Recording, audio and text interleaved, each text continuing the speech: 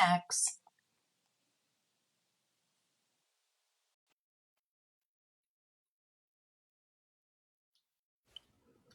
Can you hear me? Hey, yeah, can you hear me now? Yep. Can you hear me good? Because this is my crappy phone. Yeah, I can hear you just good. Just fine. Oh, let me. Okay, cool, cool. So, preface who Jonathan Cruz is, by the way, because I don't really know anything about him. Okay, he'll introduce himself, but I'll tell you. So Jonathan Cruz is the Purge unaliver. He went on a 3 day unaliving spree. He claims he robbed like 50 to 70 people, but three of them didn't cooperate. One of them claimed to have a gun. So that guy, oops, sorry. That guy said that he had to go because he was afraid that if he turned around, he might have shot him. So he just went on like a robbery spree. He texted someone, one of his friends or something like that, and was like, "I'm purging now since I'm dying." But when I asked him about that during the in the interview that I'm releasing next week, and then in 2 weeks after that, he said he was dying because he was at it with rival gang members, and he thought that he was going to die. So that's why he said that he was purging throughout those 3 days. And he's super interesting. He's really intelligent. He's articulate. He's very aware of what's going on in the world and in prison. He's like I said, he's a gangbanger. He's a vice he's a vice lord. I'm not sure if you know what that is, but um, I don't. and it's like a I'm not sure where the gang originated from. I want to say Chicago, but I'm not entirely sure. He unalived three people that we know of. I don't know if he'll talk about anything else that he's done that he hasn't been convicted of, but he did drive-bys and this and that, and of course, gang members when they do drive-bys, they don't stick around to see if anybody didn't make it or whatnot, because they just don't really care about that from what I've experienced with gang members and whatnot. But he should be calling in 7 minutes. I told him to give me like 5 minutes to uh get on here and set up and everything. But yeah, that's him in the photo there. He's I think he's a practicing Muslim right now. Um but he's super interesting. I talk to him every single day, at least every single day when I'm not working. Because I think he's like 2 or 3 years younger than me, and he caught his case when he was like 21, 22, 23, something like that. He has a co-defendant that's in prison too that gets out in 6 years. The co-defendant snitched on him, so I think he got like 10, 15 years, something like that. Oh, wow. I can't find where it tells me to put on the 18 and above disclosure. I Oh, know it's really? on here somewhere, but yeah, I'm not overly worried about it, but Yeah, I told him not to use certain words. I told him to not use the M word or K word, and uh, so yeah. Hopefully he so what's he going to talk remembers. about? Huh? What's he want to talk about? Well, I figured he'll talk about his case, and then I'm sure people will ask questions, and I told him that we can read the questions out, and he can answer whatever, and I'll introduce you to him, and if there's anything you want to ask him or talk to him about, he said he's an open book and he has nothing to hide. I mean, he's doing 3 life sentences, so he's, you know, willing to talk about anything and everything, really. And he's in Indiana. Yeah, he's in Wabash State Prison. He's actually, fun fact, he's in the same place as the accused Delphi suspect. You know, the double Yeah. unaliving. Is it Yeah, Richard Allen? Richard Allen. Yep, yep. He he threw poop and pee on him not that long ago. Oh He my paid God. he paid somebody to actually do that because that's the only way you can assault somebody in prison without actually putting your hands on them. I don't see, listen, that was part of the book that I've been working on. And I'm like, how? Like, how do you do that? Do you just like do it on command? He's like, no, no, no. You put it aside, you save it up. And I was like, Yep. oh, Yep. Yep. disgusting. Yeah, your cell probably smells like crap, literally, but I guess it's worth it to some people to get to people if they can't get to them like physically, you know. I mean, it's weird. It's super weird, I know, but it's I guess that's part of prison, I guess. Like if you hate someone bad enough, you'll save up your poop and pee and throw it on them. That is so wild to me. I had I one of the stories that we were talking about in the book that I'm writing, he was telling me about, where they hide like razors and stuff. And I was just like, again, I have so many questions because it's not like you can just, whip it out and do something with it. You're gonna have to go digging for it. Right. Yeah, especially if you like put it in your butt too, like you run the risk of like cutting yourself up. Like I couldn't imagine. They pad it with toilet paper. Oh, okay, that makes sense. Well, that's Just good, but it can still rip through toilet paper because it's razor sharp, yes. you know, so Just in case you didn't know, now you know. yeah, that's pretty crazy. I was like, that is way more information than I ever needed to know about anybody. Um, but that's not the only place they do it. They will the guys hide it in their foreskins too. Wow, I would rather put it in my butt than my foreskin because yeah, that would be painful. I mean, it'd be painful either way if it ripped through the toilet paper, but yeah, I'd rather my butt get cut up than my foreskin. I was like, I was like, so what happens if somebody pushes you down? He was like, well, I mean, that's a risk you take. I was like, no, don't take that risk. Like, just don't do it. Yeah, that's crazy. Yeah, I wouldn't last a day in prison. I always tell people like I'd get stabbed the first day because I'd be like, "What are you in here for? What are you in here for?" Like I was talking to a female inmate yesterday asking me to get other people like her case, and she's like, "No, I can't do that." And I'm like, "Why?" And she's like, "Because I'll get stabbed if I ask these girls what they've done." And I'm like, "Oh, well, tell them your friend wants to know or something like that." And she's like, "I can't do that." And I'm like, "Okay, whatever." Yeah, like they're not supposed to go around doing that. And it's my understanding. I mean, well, like, but Wayne seems to know a lot about like what people do. Yeah, Um, but I don't know if it's because people like, trust him and like want to talk to him about it. But but there were some of them, like he connected me with this one guy and he was like, this guy needs help. And he sends me who the guy is, and I was just like, nope. yeah. Nope. Nope, we're not responding. We're not doing this. Like, I'm not gonna help this guy like at all because I have limits and there are just some limits that I won't cross. Yeah, definitely. Yeah, I draw the line at some people and places too, I which just can't. I can't do it.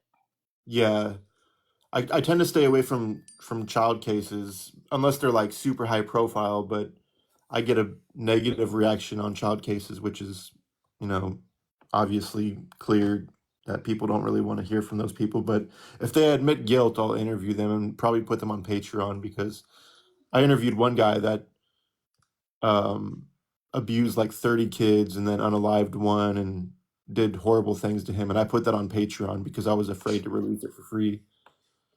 Yeah. Well, the Atlanta child murders is really the only thing that I do in terms of children, and that case kind of broke me in that respect. But the only reason that I stay with that one um, is because they're they were done so dirty by the media and stuff like that. And those families, I mean, they are just, you have the moms that are just dying off without answers. Right, right. He's on the phone right now. I'm gonna accept it right now, and I'm gonna put my Hopefully stuff we can on. hear him. Can you hear this? Yeah, Okay. Your current balance is I think it's $20. hilarious that he doesn't care. I'm like, he's probably going to get in trouble for this. This Yeah. call is Well, he from a would get in trouble corrections for the interview facility too. and He is just doesn't subject to care. monitoring and recording. Thank you for using GTL. Hey, hey. What's good? Not much. We're on live here. I'm here with my friend Amy. Hey, All right. Hello, Amy. How are you? Good. How are you? It's Wednesday. I'm alive.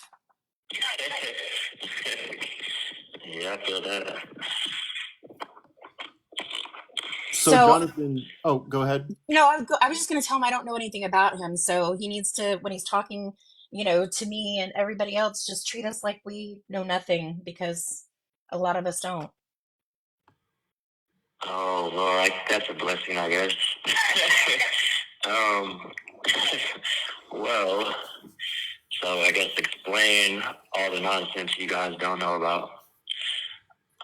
All right. So when I was 19, which was about 8 years ago, I got locked up for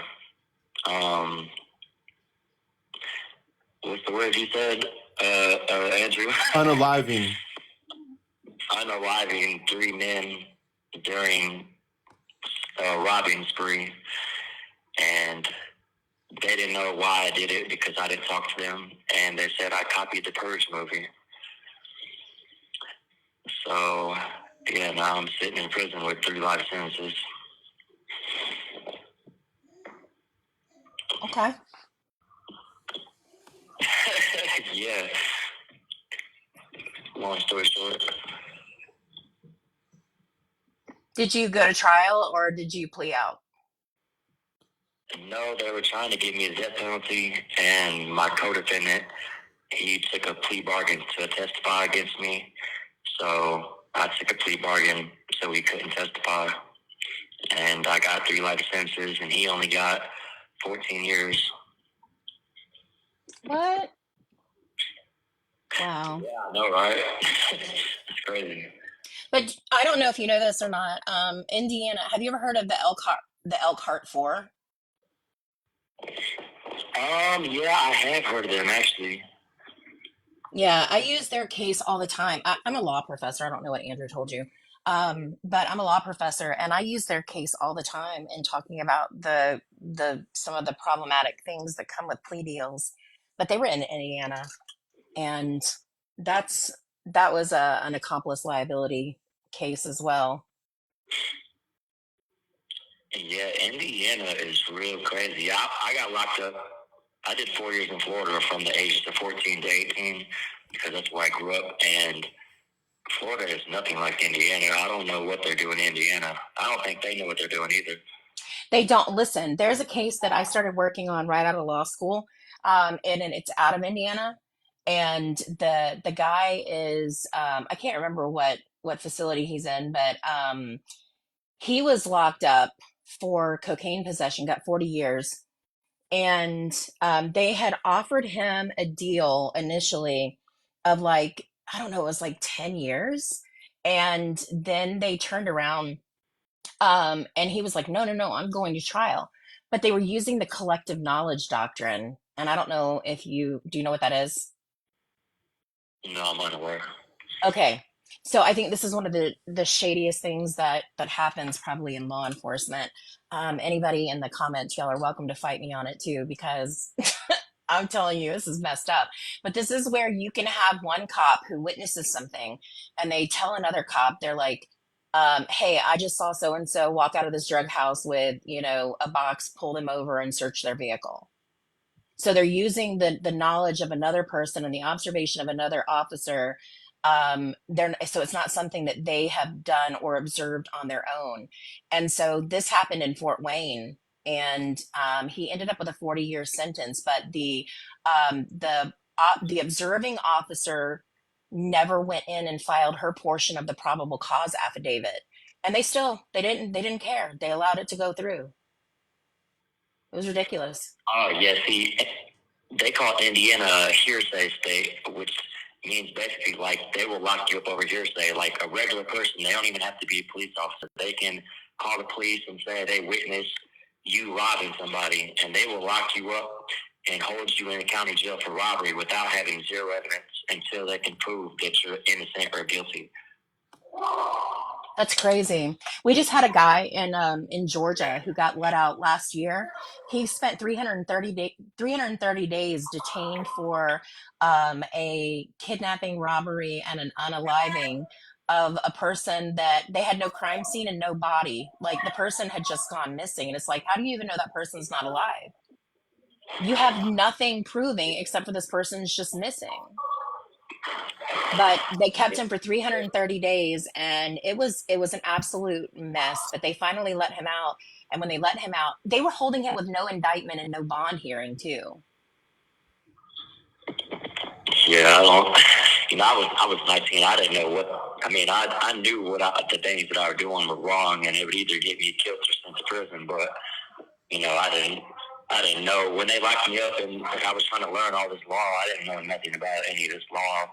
My lawyers, they just wanted to close the case, so they like used, because I was facing lethal injection. So I'm a teenager, so they were trying to use box lethal injections to scare me into signing a plea.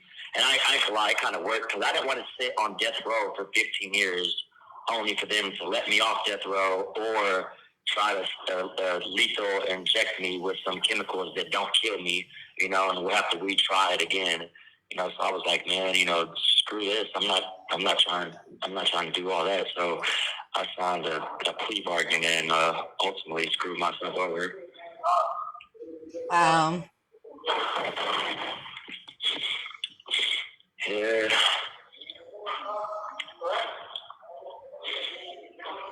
By the way, for the people who are listening, this is Jonathan Cruz in Indiana, and he has 3 life sentences for 3 unalivings. Yeah, plus a little bit. You said plus a little bit? Yeah, they recently charged me with 3 life sentences plus 16, but I caught a stabbing charge in here, and they gave me 6 more years. So it's now 1. I guess they just feel the need to keep adding on time, like it makes a difference. Well, okay. Yeah, I get that. So we have a question that says, what do you do to keep your morale up in prison? Really, I don't know. The main thing that I do in prison, I'm in solitary confinement right now for assault. So while I'm in here, I talk to my fiance, I read books, I watch TV, I work out, make money, and that's about the only things that I can do. Okay. And then talk to Andrew, unless Andrew's your fiance. No, Andrew? No. I was just wondering if there was something I hadn't been told. She's crazy. Oh man. Okay. So I heard, oh wait, hold on. Do you have to assimilate with certain groups to stay safe? And that's actually a really good question, because I was just talking with somebody here in Georgia prisons the other day about the gang activity in prisons.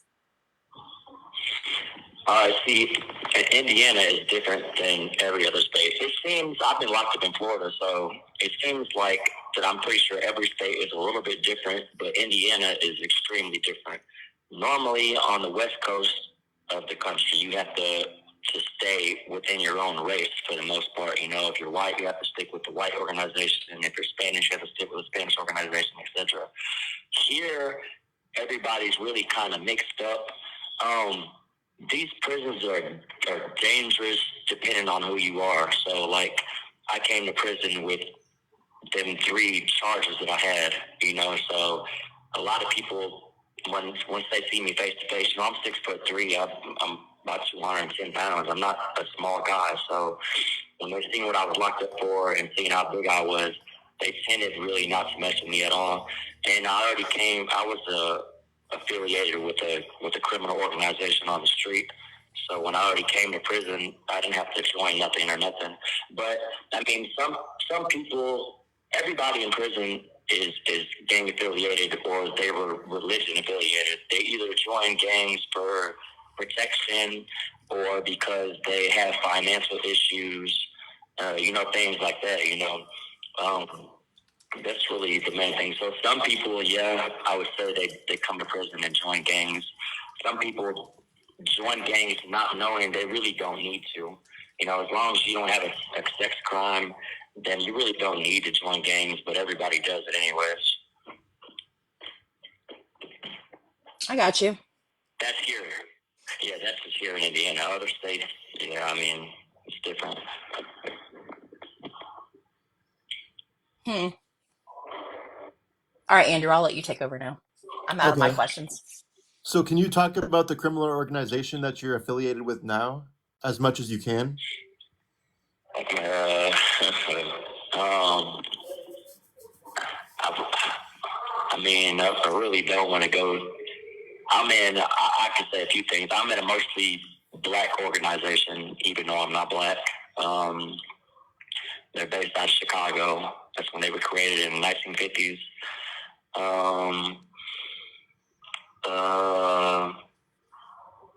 Represent the 5-point star. I don't really want to go into too much detail, because that's against what we stand for. That's basically like telling. It's about really all I can say, I feel like, without going against what I'm supposed to go against. Right, that's fair enough. Um, there was a question about what could prison systems do to reduce any kind of dangerous contraband from entering prisons? Oh, that's a good question. I really don't feel like they can do much. One of the reasons is because a lot of the people that work in prison, including the warden, want certain contraband to be in prison. Right. In Indiana, they are filled with drugs. Like you'll walk into a cell house and the roof of the cell house will be filled with smoke from weed, meth, cigarettes, K2. Like there's just drugs everywhere. And that's really what makes the drugs dangerous, but it also makes it more laid back because the K2 makes everybody tired. So, they're sedated. So if everybody's walking around sedated, then it's less likely that somebody's going to get stabbed or raped. But the meth is what makes it dangerous because if everybody's walking around on meth, they've been up for days, and they want to go around stabbing people for no reason, So, there's really nothing they can do because regardless, as long as mail comes in the facility, that's one way, and the correction officers are always going to bring it in by themselves. You can't bring nothing in during visits, but as long as there's COs and mail, they can't stop nothing. I was going to say that I was going to add to that. I'm going to echo those sentiments because I asked, I was talking about that with actually one of the people who's in here right now. And we were talking with Wayne Williams and asking him that question. And he was like, that's what you get when you pay these guards like, $40,000 a year. They find other ways to make money and they make them off of the people who are in prison. Yeah, and not only that, there's female guards that sell sex in some of these prisons. Like you put money on Cash App, like they will give you head or let you have sex for $500-$600 because they don't get paid a lot, and a lot of these women that come to work at prison, they already are like, how can I say this? Like they're horny women. They don't get enough attention on the street from their husbands or from their neighborhood, so they go to prison because they know every single man in prison is really horny. So they're going to give them all the attention, and certain females take advantage of that. They know everybody in prison sells drugs, and people make hundreds of thousands of dollars in prison selling drugs. So that's just a way for them to make money. Just like OnlyFans and all that, they do that in prison. What? Yeah, it's crazy. Wait, are you saying like OnlyFans or they legitimately do OnlyFans in prison? No, I'm saying like you know how I mean I'm sure some people have did OnlyFans in prison. Like a lot of people have cell phones, but I'm saying like the idea of OnlyFans, they'll Okay. sell pictures and videos of themselves, and then they might meet up with some of the guys. Well, if they're surrounded by a bunch of horny guys with money all the time, why would they not do stuff in here if they can get away with it? I got you. Wow. Wow. Yeah. And everybody in here with tattoos working out all day, so. Wow. Okay. Anybody have any questions, by the way? You can ask whatever. Doesn't mean he'll answer whatever. Don't answer anything that's going to get you in trouble either. Yeah, I answer most of the things, as long as it's not about my affiliation.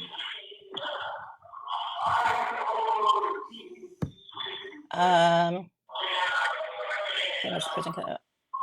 I agree with that. Oh, what about drones? Do you guys have drones that also fly things in? You said, what was the last part? Drones. Drugs? Drones. drones.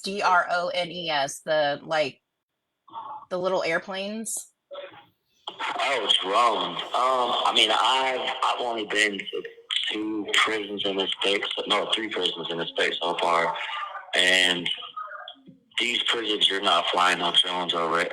But the lower level prisons, because I'm in maximum security, of course, so the lower level prisons, yeah, they said they have drones that fly through there and drop stuff off. But here in the maximum security, they're not letting no drones get over these fences and walls. Interesting. Can you talk some about how the hustles work on the streets to traffic young girls in communities? We've been doing research about trafficking humans. I don't know if you know anything about it, but if you do, any insight would be absolutely amazing. What you say, Andrew? She's starting to break up a little bit. She said, "There's a question. Can you talk some on how hustles work on the streets to traffic young girls in communities?" Drugs. I mean, No, trafficking young girls. Do you know anything about it? yeah, drugs. I mean, if you take any girl, young or old, and get her hooked on drugs like heroin, fentanyl, I mean, once they get strung out on drugs, they're gonna do whatever you want or whatever you tell them to. It's sad, really. Like when I sold heroin and meth when I was free, and I would see so many heroin addicts and meth addicts, females.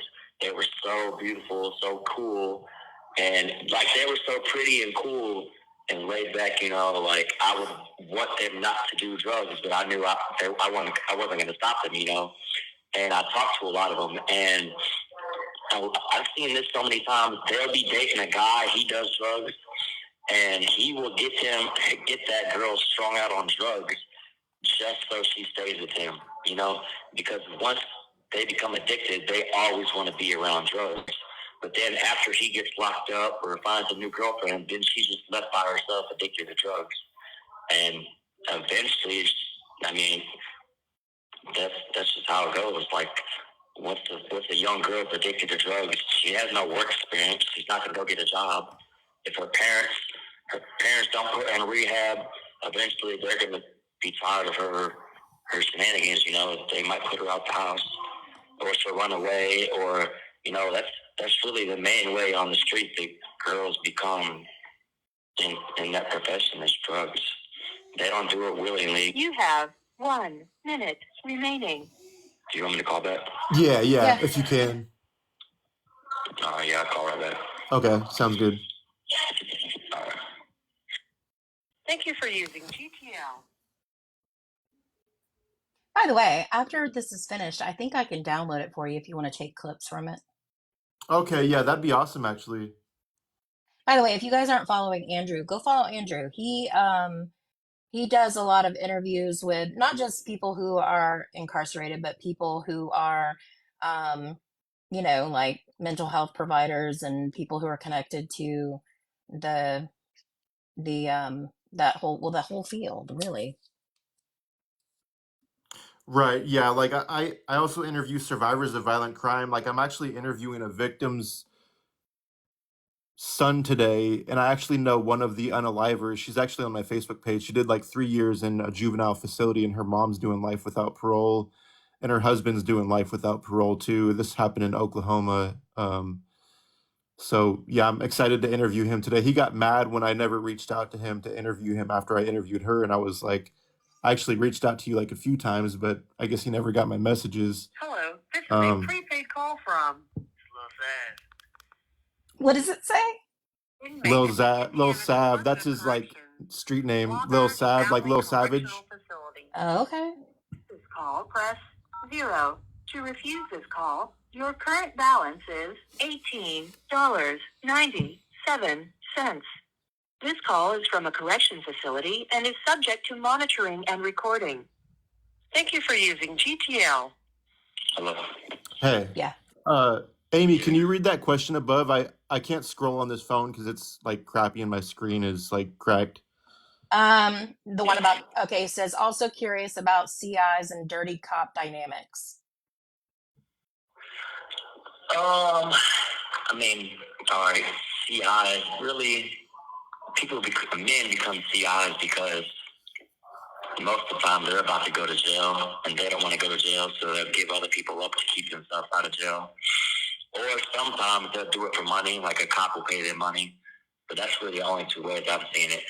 As for dirty cops, you gotta understand, at the end of the day, they're humans. They're not robots. So if a cop has a drug habit or a gambling debt, a gambling habit, or they just simply need money, it's easy to turn cops dirty. The same thing for correctional officers. Like I said, they come in here, they barely get paid anything. They come in here and put their life in danger every day for $40,000 a year. That's nothing. So I mean, it's really just simple dynamics. It's just an extra hustle for them, or they have an addiction of some sort.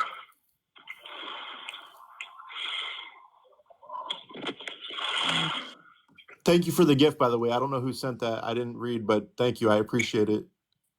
Yes, thank you guys.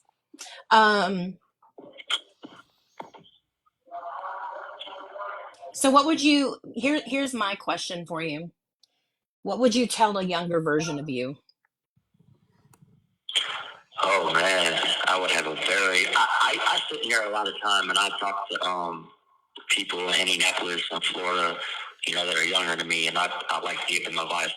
One of the first things they like to tell me is, look what I did when I was 19. The younger me, oh my God. First thing I would tell them is stop being retarded. I mean, there's just so much. When I was 19, at that time, my mom had just overdosed. I got shot twice. I was beefing with another gang, and we kept having shootouts at each other.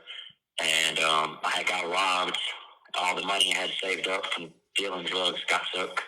So really all I had was guns and anger, really.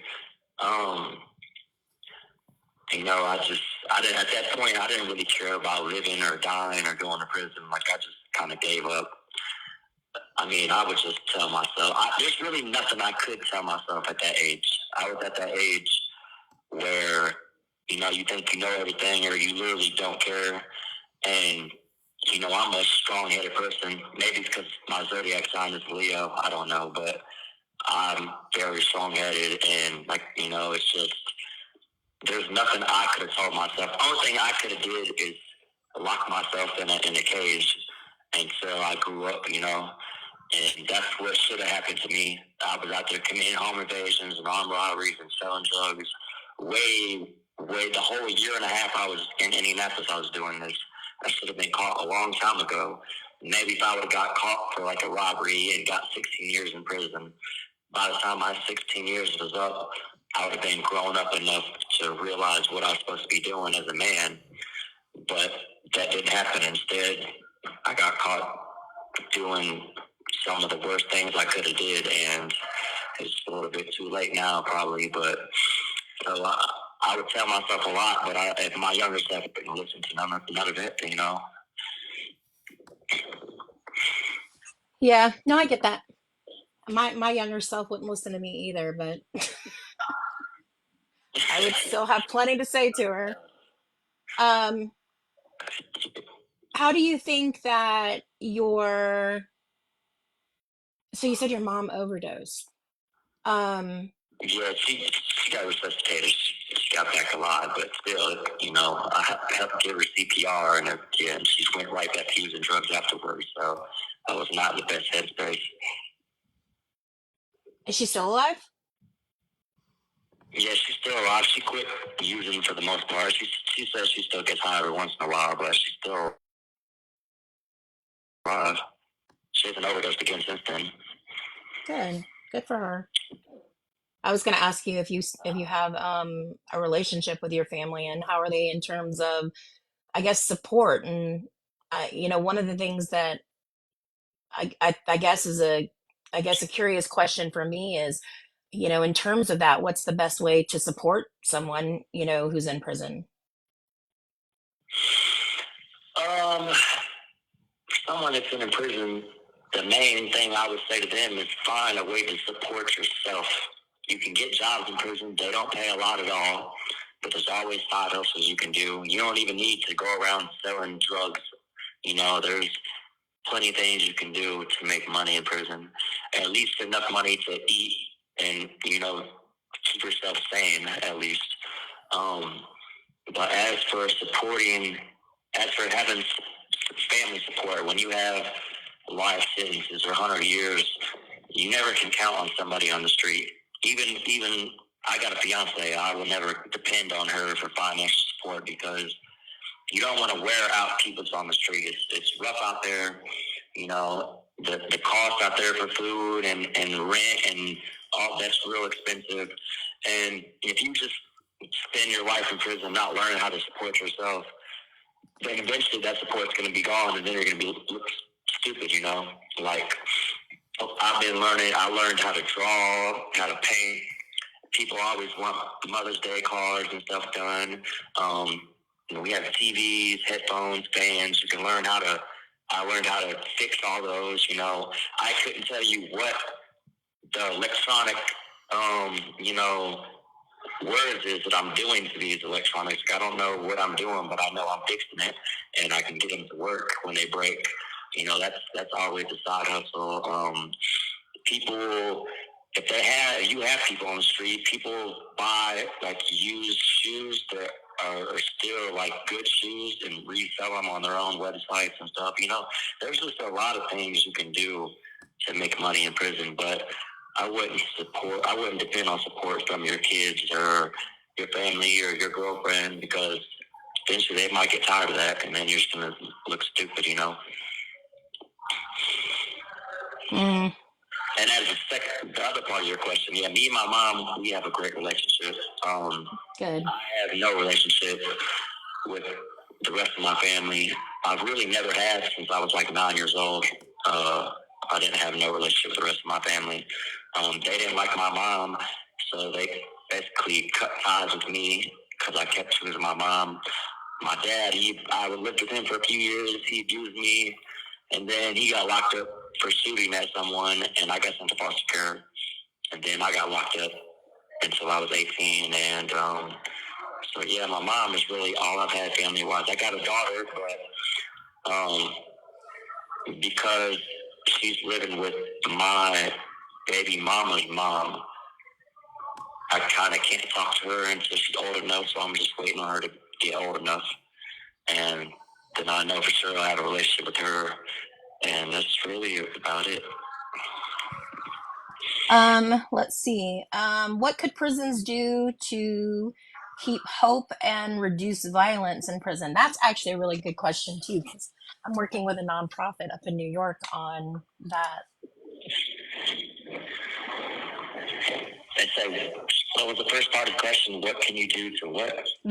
What could prisons do to, make it so that there's more hope and like keep down the violence? But let me add another part to this, because one of the things, Max, that I heard out of the other prison is that one of the biggest things that they found is there is an education correlation to violence in prison, and there's like a like using or dealing with dyslexia and people who are struggling to like read and write with or without dyslexia, and those they we found a correlation in Rikers with that. Yeah, there is I mean, I ain't gonna lie, majority of the people in prison, I feel like, are uneducated. Like I was already educated, book smart, as well as street smart on the street. After I came to prison, I dove right back into books and educated myself even more, psychology, on really anything I could educate myself on. But a lot of these guys, they don't do that. They come to prison, they join gangs, they get high, and they get released back on the street ready to get high again. And then they end up catching a murder or overdosing, and they come right back to prison, and it's just like, I don't know what, but one that they could do to stop violence in these prisons is they could let us out of our, literally every prison I've been to, you don't get more than 4 or 5 hours out of your room. So, and you have a roommate, so they'll let you out of your room for about 5 hours a day, and then throw you right back in a little cell with another grown man. And they expect that to work, like, imagine you being thrown inside of a walk-in closet with a toilet with a grown man for 21 hours a day. That's supposed to keep you sane and calm, and then everybody's doing drugs with that. So it really, I don't, like, the way that they do that, sure, it don't work. They don't care. There's so many mental patients locked up in these prisons because in Indiana, they close basically all the mental asylums except for one. And so there's like severely mentally ill people locked up, and they will mistreat them. They'll throw them in solitary confinement or let them sit and urine and feces, and like they will just, they're so bad sometimes I've seen. And these people will get right back out and then go wherever they get released to, and I'll see them right back in prison within a few years, still sitting in urine and feces, because the state of Indiana, what I feel like is they make money off of prisoners. I don't think they make money off of mentally ill people in an insane asylum. So all these mentally ill people that walk around cussing at themselves, trying to punch trees and, their crazy stuff. Once they go to prison, the state makes money off them. So I feel like they have no problem with sending these crazy people right back to prison. They're not getting no help. They don't get put on medication. I got locked up in the annex, which is a Newcastle part. It's a part of the Newcastle prison. It's supposed to be like a transition program, which again, I don't even want to get started on that place. There's no transition about it. You can't even go to church there or nothing. But anyways, I got put in a mental health part for a few days, and I watched how they treat the mental health patients. That's even worse. They come out of their cell for 1 hour a day, and they come out by themselves, and they go to therapy maybe once a week for 1 hour a day, and they shoot them up in the arm with this drug called Holozol or something like that. And all it does is make them talk to themselves. Like everyone I've seen takes it, just talks to themselves. It really blows my mind how the state of Indiana runs these prisons and these mental health places, because there's no possible way. And then when these crazy people get put in the population, they either get beat up, stabbed, or they beat up somebody else or assault an officer. So, like, there's a lot of things I would do differently if I was like a Department of Corrections commissioner. But for this state, they're not going to do none of that. They're not going to let people out of their cell more. They're not going to let people outside more.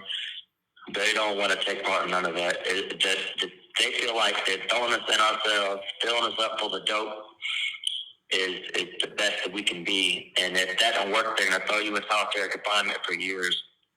When I first got to prison, I stabbed this baby killer, and they put me in solitary confinement for 4 years for that.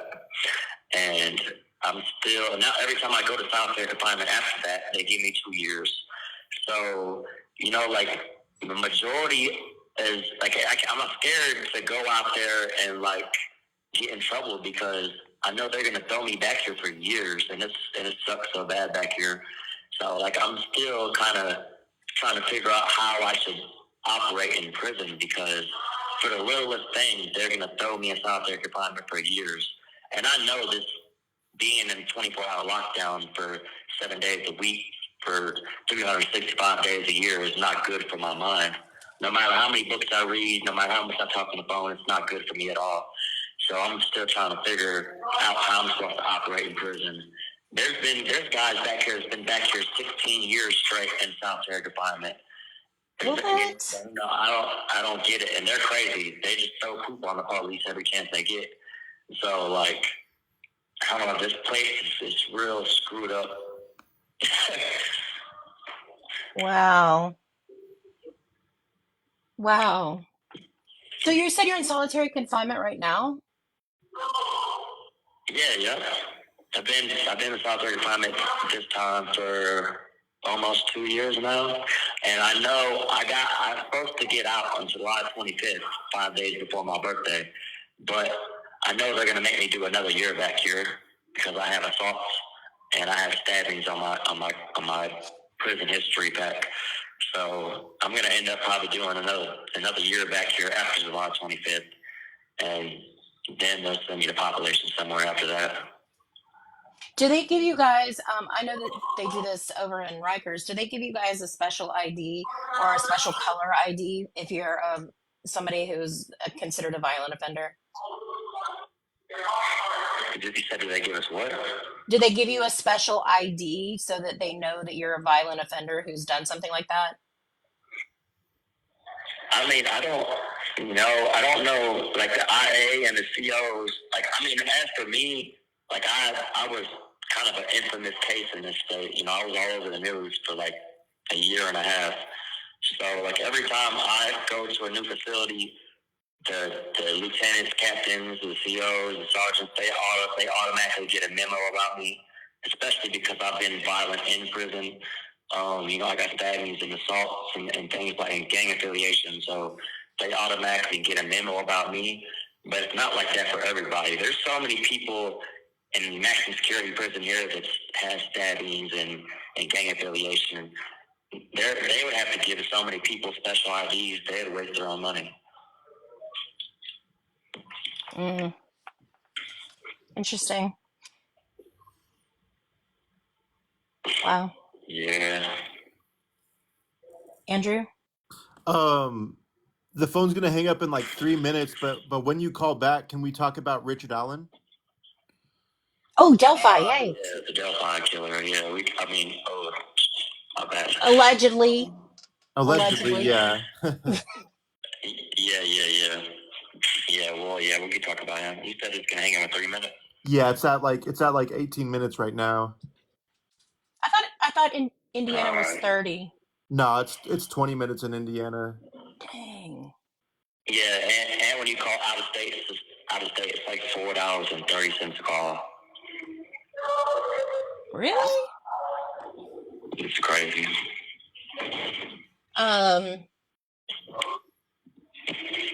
Wow. I forgot you mentioned the Delphi connection. Andrew, sing a song. Have-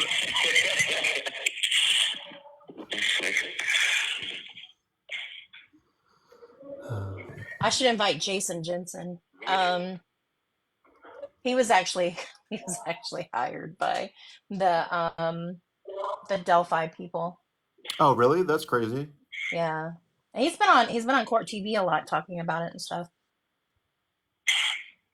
Oh yeah, that guy cries a lot. Do you think he did it? Yeah, I fully think he did it. He says he does it all the time. He says it? Yeah, he's told so many people that he did it since he's been here. Oh wow. That's But the interesting. thing is, he gives different stories every time, though, which is I find that either he's really smart or he's really stupid. And I haven't been able to talk to him face to face yet to look in his eyes to figure it out. Wow.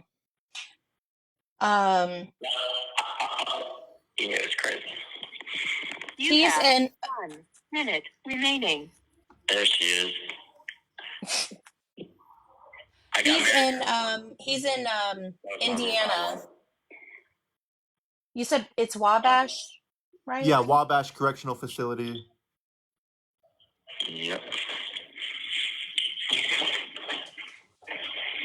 That's wild. I had no idea that he was going around. I thought he was maintaining his innocence. Oh, heck no. that guy is, he's one of a kind. Mm. Oh, there's been a documentary about it. Andrew, did you know about that? I didn't realize that. No. You're able to hang up and call right back? Yeah. Okay. All right. Sounds good. All right. Do you know what it's called, Tammy? Thank you for using GTL. Hmm. They need to do one on the Georgia prisons, because the Georgia prisons, like the one that Wayne Williams is in, he sees a guard like twice a day, and that's it, because they only have like 4 to 6 guards at all times. That's insane. I know, in a maximum security, like it's insane. And then they end up, when they have like so many stabbings and stuff like that all the time, that they get put on lockdown, and they will go, at some points they will go and take like actual padlocks from like Home Depot and go lock them in their cells, which is a fire hazard. You can't do that. Yeah, that's really crazy. That's absolutely crazy. um by the way, um Ken sent me a message apparently telling me about the Facebook page on the 19th, Hmm. but Securus wasn't working. Oh, yeah, that's right. It just started working today, from what Yeah, I somebody didn't see told it me. until earlier. Yeah, I need to actually wish him a happy birthday today and see if I can come visit him. Oh my God. I'm glad you said that. I forgot. Yeah, old man Ken or Oh, I'm old man sending it right Tony. now. Yeah, Tony. You know, when he messaged me, he still signs it Ken. It's not Oh, Tony. that's funny. Let's see. Is it around 3 or 4 your time? All right. Okay, yeah. He's gonna call me at 3. Oh, Ken. Yeah. Oh, that's cool. Oh, he had some stuff sent to you on Ken? Reddit. Yeah. What do you mean? Um, he said he had some stuff sent to you through somebody on Reddit. Mm, I haven't got anything. I don't know. That's weird. I'll have to message him and see what he's talking about. Maybe it was sent today. Have you checked your Reddit messages? I don't Are you I on don't know Reddit? I don't know how to use Reddit, to be honest with you. Like, I have an account on there, but I don't know how to use it. Bye, I'll Tammy. I'll check it today though. Yeah, do that, because I would be very curious about that. Hello, this is a prepaid call from. It's a little sad. An Sav, inmate. Indiana SAV. Department of Yeah, Corrections. Sav, like savage for Wabash short, Valley or Sav for Correctional. savage. Oh, To accept this I need a call, gang your name. current balance is $14.90. This call is from a correction facility and is subject to monitoring and recording. Thank you for using GTL. All right. So, Richard Allen, are you able to talk about what was done to him that one time we talked about during the interview? Um, which time? There's been so much things done to him. When somebody saved up the stuff to get him? Oh, yeah. Don't make me look bad.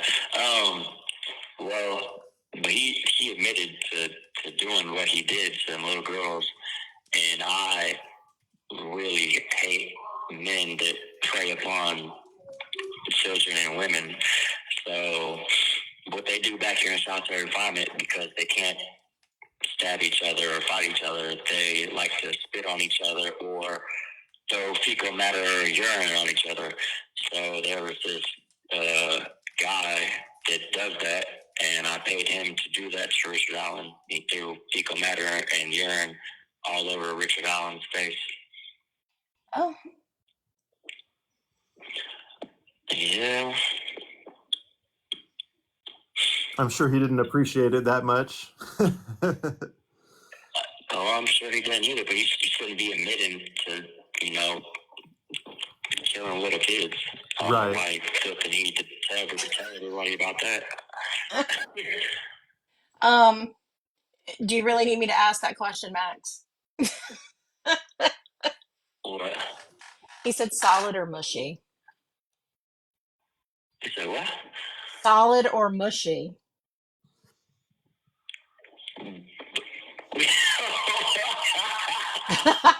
Now you get it. Liquidated.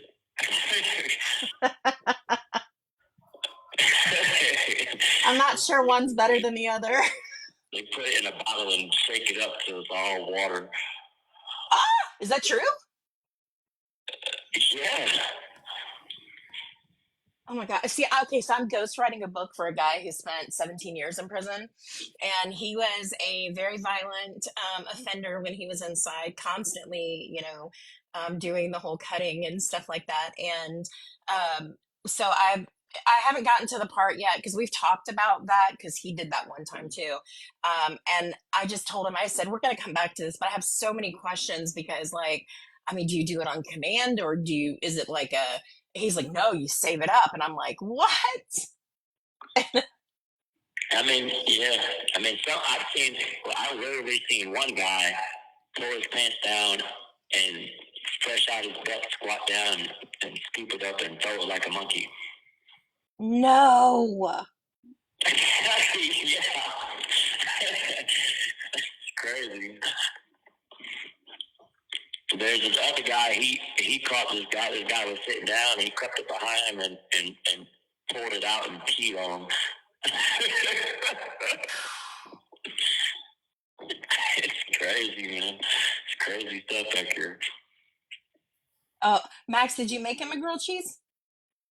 Did you actually follow through?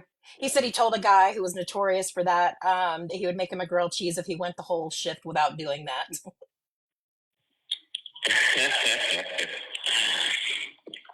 I've heard about prison grilled cheese too. I've heard how they do that. I've heard all kinds of stories about prison cooking and stuff. I was like, I'm just learning a whole new thing here. Yeah, I don't eat nobody's cooking unless it's mine or one of my really close brothers because just like I make my own liquor. I won't drink no one else's liquor. I really don't do drugs because, I mean, to me, I'm well calculated and kind of diabolical if I need to be. And I think one of my brothers, he's down for 2 murders, and I've seen him poison somebody with fentanyl in food and in wine. So I'm not about to be eating nobody else's food or wine. And if that's how I wanted to take somebody out without getting caught, that's exactly what I do because the prison wouldn't investigate it. They'll just write it off as another overdose. Wow. So is it the toilet wine? Is that what it is? Is that real? What? Toilet wine? I've never seen nobody do that here. I've heard about it, but I catch somebody drink. If I catch somebody drinking wine out of the toilet, I'm gonna make fun of them forever. I would too, honestly. That guy toilet. That desperation level is real. Yeah, that's real, like alcoholic and drug addict status if you're drinking wine out of toilet. Are you so how do they group you guys in Indiana? Because I know that in some states they group them by like age and like the length of time you're going to be in and types of offenses and stuff. All right, so here now, let me point out one thing that they do a lot of things they're not supposed to do if it's convenient for them, and every prison seems to have a different set of rules. Like basically, if you're a sex offender, they will put you around. They will put you in a room with sex offenders. If you don't have a murder case, they can put sex offenders in the room with anybody at some prisons. They're supposed to mix you not by age, by race. Like let's say I'm white and Hispanic, but they count me as white because even though I have a Hispanic last name, my skin tone is white. So they tend to put somebody white with me that has a murder case and that is either the same organization that I'm in, which is really hard to find. So they tend to put me around with somebody that's affiliated close to what I am. You know, like for instance, what would be close to me would be like a Latin King or really that's about it. That's really the only thing they could put me in a room with, unless they find somebody that's the same skin tone as me with the same affiliation. But like I said, they rarely find that. So that's really what they're supposed to do. So if you're a GD, you're going to go in a room with a GD that has a murder, and I mean that's basically how they move. Does that help cut down on gang violence? Yeah, because like if you're a GD, they can't put you in a room with a life story because that's gonna pretty much cause gang violence. You know, just how normal prison is. They can't put you in a room with the opposition gang because if y'all get into it, then everybody's gonna be into it. Interesting. Anybody have any questions? You guys feel free to ask.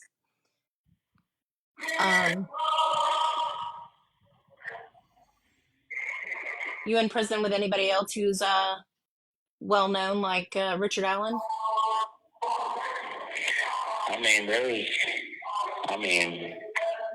There's a lot of people that have names, but I don't like they're not known to me. You know, like I won't associate them because they may not be known in the news and like media and stuff, but most of the time that means they're probably like weirdos. You know, my homeboy, he's got 4 murders. I guess he's kind of known in Indiana. I'm locked up. My other homeboy, his name is Orlando Mitchell. He's facing death penalty right now for killing a cop. And I think he killed the mother of his kids. Richard Allen's back here. That's about the only ones I know back here that are kind of like famous right now. I'm looking up Orlando Mitchell right now. Held without bond. Yeah, they said he killed the cop trying to escape from custody while he was in a van. Interesting. Are you doing anything to, appeal your case or anything? Yeah, I'm gonna try to come back on a post. What's it called? PRC. I can't remember what that stands for right now. My brother's screaming at the top of his lungs, throwing me off. It's a post relief. I don't know. Yeah, it's like a PRC or a PC, something like that. Post conviction? You know what I'm talking about? No. Post relief conviction, is that what you're talking about? Yeah, post relief conviction. Yeah, that's what it is. Because I guess since I signed a plea bargain, I can't go to a direct appeal. I gotta do a PRC first, and then try to get an appeal. But I'm gonna try to come back. I'm just giving it time. You know, one of the lawyers that was on my case, they took her off because she was getting too close to me. And she said that if I subpoena her to testify, she will. But I don't know. She was scared about getting fired from her job. And I don't know. I think I'm just going to wait a little bit longer. But I'm definitely going to subpoena her because she's seen a lot of the lawyers do a lot of things they weren't supposed to do to get me to sign a plea bargain. Interesting. Really, I mean, I know I'm supposed to be hopeful that I can get out of here, but I really don't think I have a chance. Right now, I'm not ready to get out of here anyways. I don't feel like even though I've grown enough, I don't feel like I've got my anger under control enough to be free. Unless I lived very far away from the city, you know, I could live with my family or somewhere out in the country, but I don't feel like I need to be around a bunch of people because I'm just, I don't know, people make me mad. I'm a people person, but at the same time, I'm not a people person. I don't know if that makes sense. I'm social, but I'm antisocial. No, I feel that. I'm trying to get some mental health issues figured out before I ever get released. Good for you for recognizing that, though. Huh? I said, good for you for recognizing that. Oh, yeah. I'm a realist, you know. I don't got any reason all the bad things I've did in my life, I have no reason to lie. You know, what's the point of lying now, you know? It's just more bad stuff. Do you think there's something in your past that kind of turned you in this direction that if you could go back and do it over again, it would have altered it? Oh my God, there's so many things that were altering. I feel like the very altering point in my life is I was 14, I was locked up, and they were about to release me, and I either was going to go to foster care or my grandma had a chance to take me. My grandma, she was living out in Naples, Florida, which is a really nice part of Florida. Mm-hmm. And it was either that or foster care. And her husband didn't want to have a kid. You know, he wanted to live out his retirement days, doing whatever he wanted to do. So she denied it, and I got sent to foster care.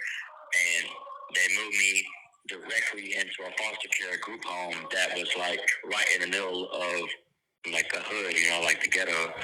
And there was nothing around there but prostitutes, drugs, gangs, and guns. And in that group home, we can stay out from 6 a.m. to midnight. They didn't even know where we were at. So I just ran around all day. I didn't go to school, you know, I was just hanging out with this gang and just having sex with my girlfriend and just smoking weed and committing crimes, you know, at 14. So I feel like if I would have went with my grandma at that age, that would have stopped me from learning a lot of bad things that I shouldn't have learned, and I wouldn't have got locked right back up so soon. And I feel like that would at least been a chance, you know. By 14, I had already experienced so much bad stuff, but I still feel like at 14 I wasn't completely messed up in the head, you know. I still feel like there was part of me that still wanted to do good and be good. But after I got sent to foster care, that was over with. All I was focused on was gangs and, you know, just sex, money, and murder. Really, that was all I was focused on. I didn't care about nothing else.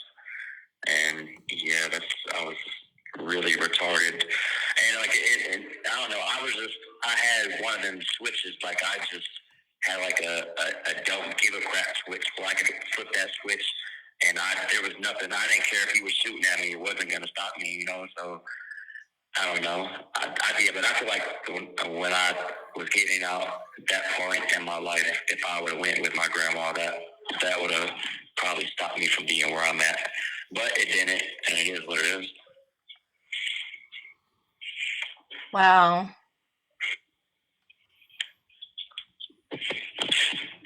Yeah. I mean, I'm a grown man. Even when I was 19, my lawyers kept telling me they've never had a client that didn't say he was innocent. They're you don't say you're guilty, but you won't say you're innocent. And I mean, what am I lie for? I'm guilty, you know. I did what I did. I'm a grown man. I could take the consequences. You know, like I knew what I was doing out there was bad and what the consequences were. So, I mean, I made my own choices. I can't go back in time, you know. So, it is what it is. Wow. But you know what? That's good that you've thought about those things.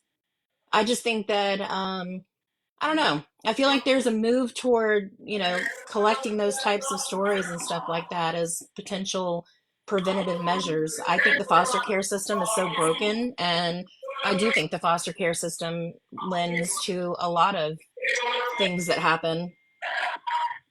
Oh, foster care is so bad. So many people that I'm locked up with, they went to foster care. I Foster believe care it. in Florida is bad. I don't even know how it is in other states, but in Florida is bad.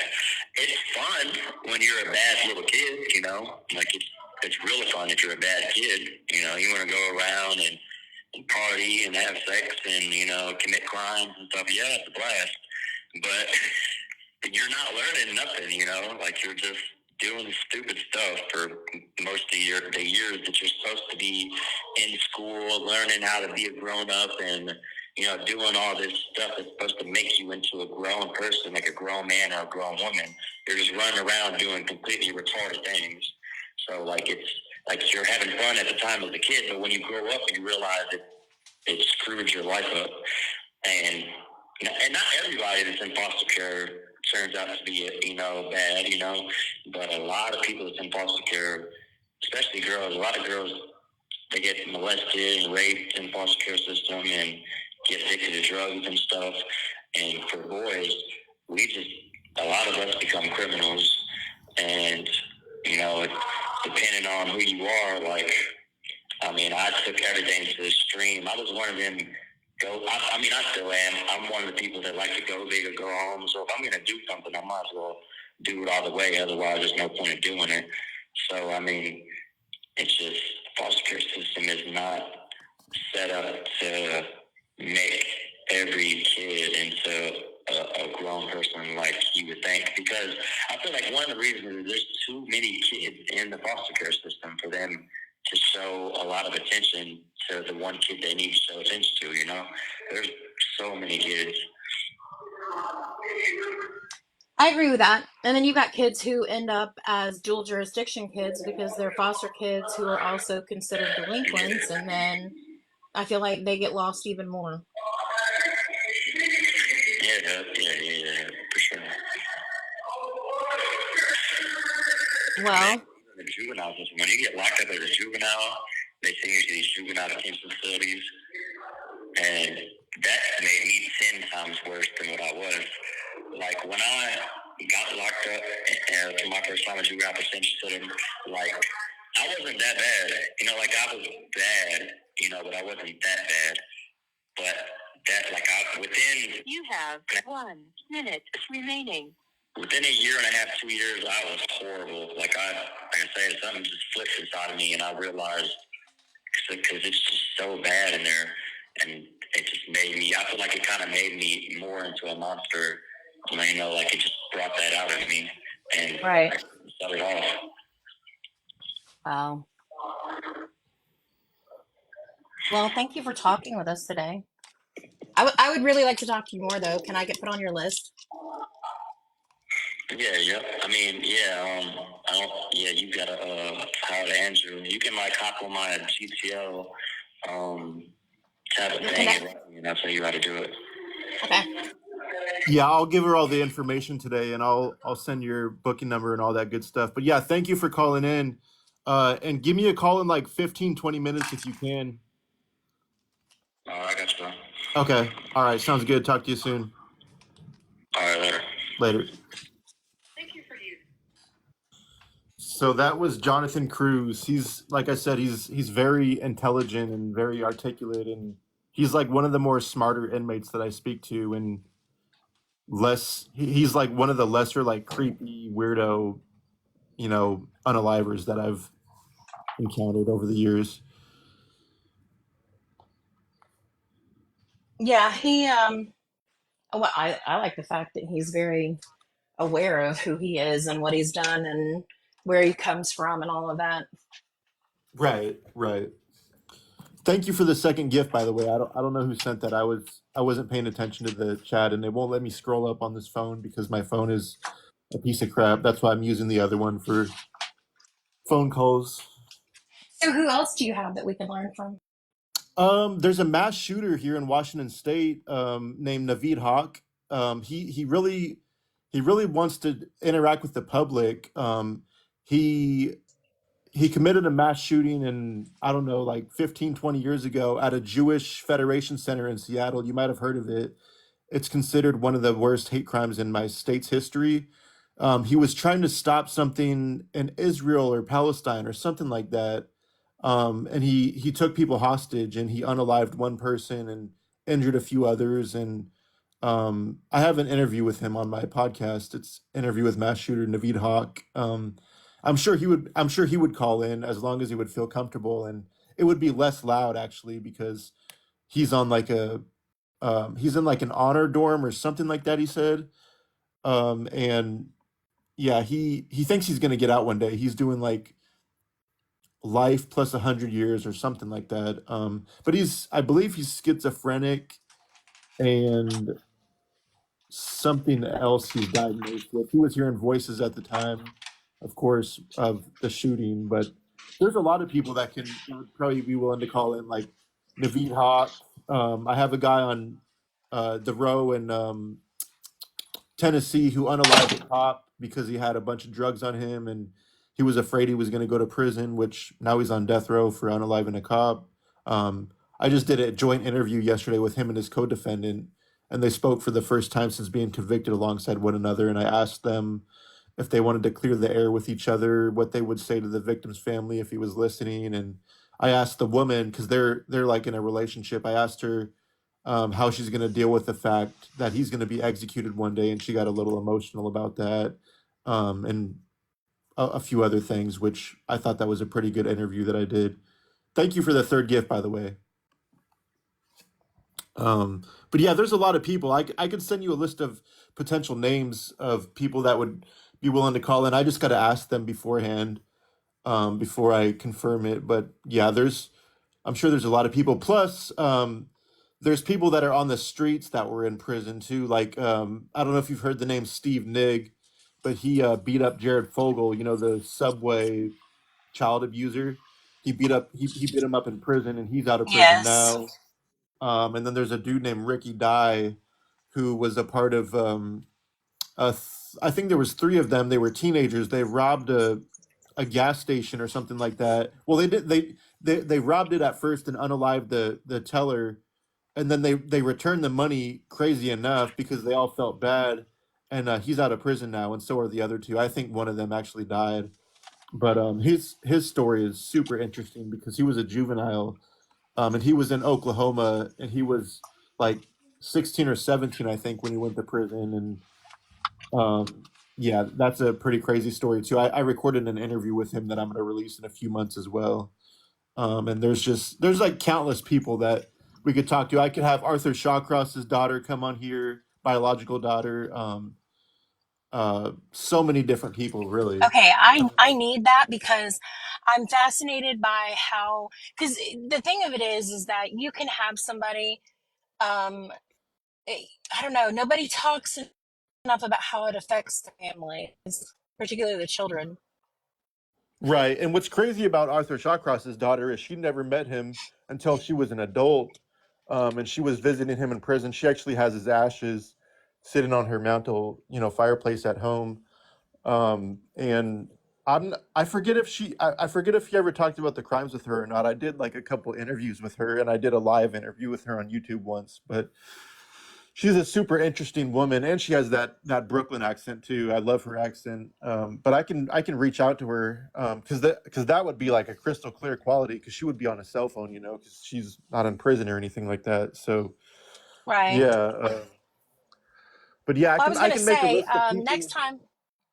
next time we can do it a bit, we can do it a bit better, and then we can, you know, advertise it, and we can multi-stream on, like Facebook and YouTube and TikTok all at the same time. Yeah, that would be awesome, actually. So I have a stupid question. I see in the top left it says 8.2K likes. Is that like the total likes that's ever been like on your lives, or is that how many people that have like liked this video or this live? It's how many times people tapped the screen today. Oh wow, that's crazy. Okay. Any other numbers? I have no idea what they are because they're not, it's misleading. Like the number that's up in the top right that shows like next to the people, that's not like the number of people that are in here because I've counted that before because I can go click down at the bottom and like see everybody who's viewing at this time and it never matches that number. Oh, okay, okay. Yeah, I was wondering. I was like, is there only 6 people or 7 people in here? But I imagine there's more. They're just not showing Mm-mm. up. Yeah, I don't know how those numbers work, but it doesn't match. Yeah, that's interesting. I'm still learning TikTok, and I'm gonna go on Reddit later today and see if I can't find that message that someone sent to me. Um, but yeah, I'm still trying to learn TikTok and everything. Once they banned my first account, I was like, screw TikTok. But now that I won that appeal yesterday, I'm kind of excited. But I'm gonna probably uh, censor my descriptions a little bit more better because I'd hate to get banned again. But if I do, I'll just create a new account again and again and again. Yeah, do that. Or make it so that your descriptions are just smaller and then do Right. like an intro like that explains the rest of it. Right. Yeah, that's true. That's true. That way you don't have all of those keywords popping up down there for them to for their little bots to find. Right. Yeah. Um well, again, just let me know and I only teach at nighttime and I only teach on Monday nights this semester, so I'm pretty open in that regard. Okay. All right. That sounds good. Yeah, I'm off. I'm usually off on Tuesdays and Wednesdays, but next week I only have one day off because I have to do a training in Everett, um, which I'm dreading the drive because they're doing construction right now. But yeah. Let's see. Yeah, you probably won't see me. See, why does that oh, is that what it is? It keeps the viewers off. Okay. I didn't know that that can be done.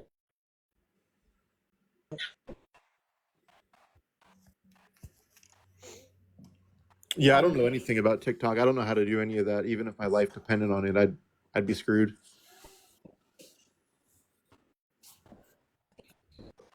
I'm putting my car on auto drive. Oh, you're in the Let's car right see. now? Yeah, What do you have, a Tesla? thank God. Uh, I do. Oh, that's awesome. Um, I'd be sleeping in the yeah, back now seat it's braking while for me. it drove for me. Well, you can't do that. It won't let you. Oh, It that's makes crazy. you like put so much pressure on the steering wheel, and Oh, it okay. starts making your screen flash like a blue, and it'll tell you that you have to you know, it needs to know that you're there. Otherwise, it'll cut it off, and it'll make it so that you know you you have to do something. Yeah, that makes sense. I've seen videos of like But rappers like it's getting high in the car and like sitting in like the passenger seat like asleep. Like Quavo from the Migos was doing that, and I think he got pulled over because of that. I don't know how. Well, I guess you could move over after you put it on, but I would think that there's probably I don't know.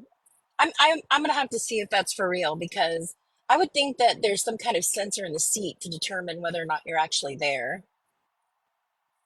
Hmm. Because there's Yeah. definitely a sensor within the steering wheel to know how much pressure you're putting on it. Right. Yeah, that makes sense. I'm just Is it saying. like a Tesla car or one of those like ugly trucks? I do not have the truck. I saw one the other I, day and I was like, damn, that looks like a piece of crap. it's huge though. It's very tall. It looks like Kanye West could have designed it, like because it's just horrible looking and his clothes are horrible and his shoes are horrible. So I was like, that looks like a Yeezy invention. It is very interesting. I saw one at we went up to Ohio. And by the way, I love doing road trips in my car. Um, we went up to Ohio, and when we were coming back, we were stopping at one of the chargers, and there was one there, and I was like, and Hayden was like, "Is it gonna look weird if I take a picture?" And I was like, "Hayden, they're probably used to it at this point. Yeah, probably. Like, That's just funny. do it, just take it." That's So hilarious. Yeah, they look like they're like out of this dimension, like we're like alien yeah, they're freaking. really Yeah. weird. I'm not a fan, but I love my Tesla, and I'll never go back. I won't. I will cry if like they ever stop being made too, honestly. Right. Because I've looked at other ones, and like my 17-year-old, she's got an electric car. Hers is the BMW i3, and I don't like hers like I like mine. I like mine. Yeah, that's awesome. I drive a Kia. I hate mine, but it gets good gas mileage, so I can't really complain too much. That's the whole reason I went electric with a teenager, because I was like, I don't want to pay for teenage gas. Yeah, yeah, that makes sense. That's cool. But hers does have a little gas engine in it, but it's not like a gas engine. It doesn't like propel the car itself. It recharges the battery. It's a generator. Oh, that's cool. Yeah, that's awesome. So ooh, Kia Electric. I saw one of those recently. It looked really cool. Do they have Um electric Kias? That's crazy. I didn't know that. yes. Yes, they do.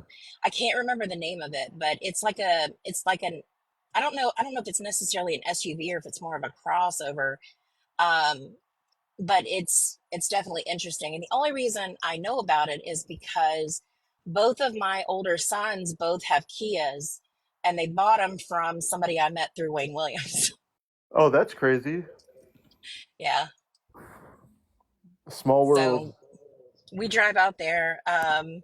We drive out there to see him because he runs the dealership. That's pretty cool. Yeah. I'm telling you, the true crime world can be a really pretty thing. It can be a really ugly thing. Yeah, definitely, definitely. Yeah, it's just hit or miss sometimes, really. It is. But Ken's gonna call me at 4. I'll tell you what he has to say. I haven't talked to him. I haven't talked to Ken in probably uh 6 months or more. Oh, that's crazy. Like I haven't talked to him on the phone. And by the way, just for anybody listening, I'm talking about Kenneth Bianchi. It's the Hillside Strangler case. Um, but yeah, and he's now Anthony D'Amato, but yet he still goes by Ken on my emails. So he won't get offended if I'm like, "Hey, Ken, happy birthday." He doesn't want me to be like, No, "Happy God, birthday." I forgot to. You know what? I'll just sing to him when he calls me. Yeah, that's funny. Yeah, I'm gonna Seriously, add him today, and hopefully he gets it today. He should because I'm in Washington. He's in Washington. I'm not sure how the censoring and like filtering works, but hopefully he gets it right away. I I was sent gonna him an get him a card, anniversary but I card in totally forgot. January. Oh, really? Yeah, That's when I first awesome. started talking to him. That's funny. What did you say you were going to do? Uh, well, I was gonna send him a birthday card, but I totally forgot. So if Securus has like the virtual ones, I'll probably They just send him do. one on there. They do? I think so. Or no, Okay, they that's have it where cool. you can attach an image. Yeah, I'll just download something and attach it to him and type out like "Happy Birthday to you" and all that fun stuff.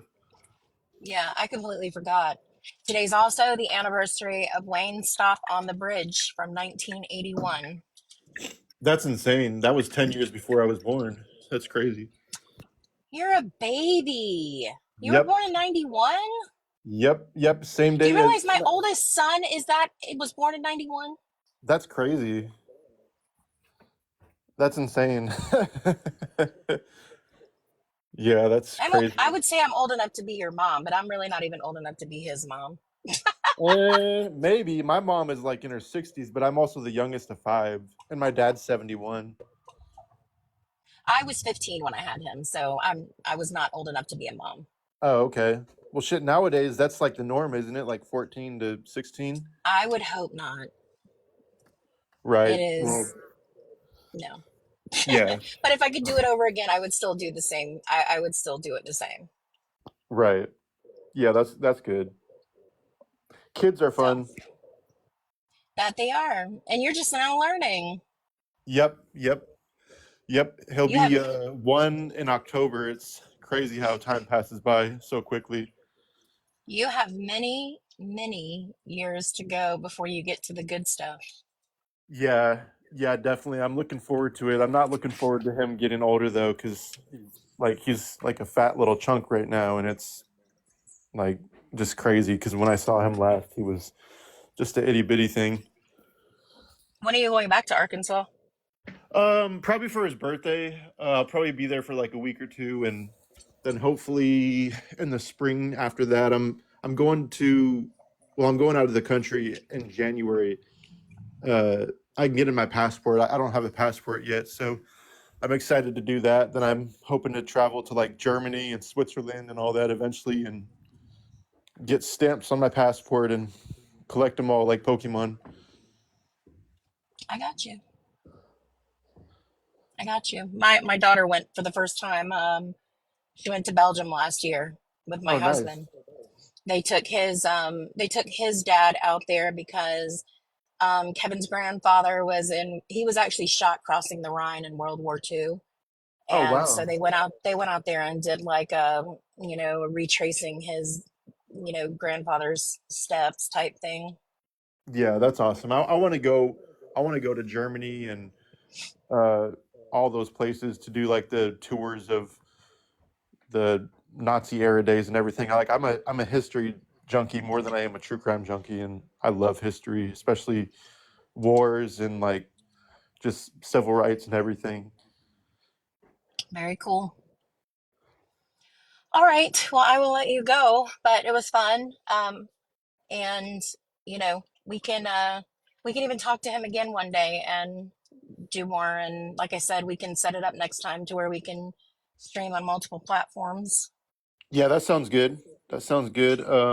If you're able to download this, that'd be cool. If not, don't worry about it. But it'd be cool to release a little bit of something as like an extra. No, it'll generate like you haven't seen it yet because you're not there yet. But once you do a live, it comes up in your history, and I think you can download the whole thing. Peachy, if you're still here, you can. I know you probably know the answer to this, but if nothing else, it generates highlights for you. But I think you can go and do the whole thing, if I'm not mistaken. Huh, that's cool. Yeah, that's pretty cool. Because yeah, in the future, when I have other people call in, it'd be cool to like archive it and release it on all platforms, just so people can get a little extra content or whatever. Right. I got it. Okay. Well, have a good day, and thank you guys for joining us. All right, have a good one. We'll talk soon. Okay. Okay. Bye. All right, later.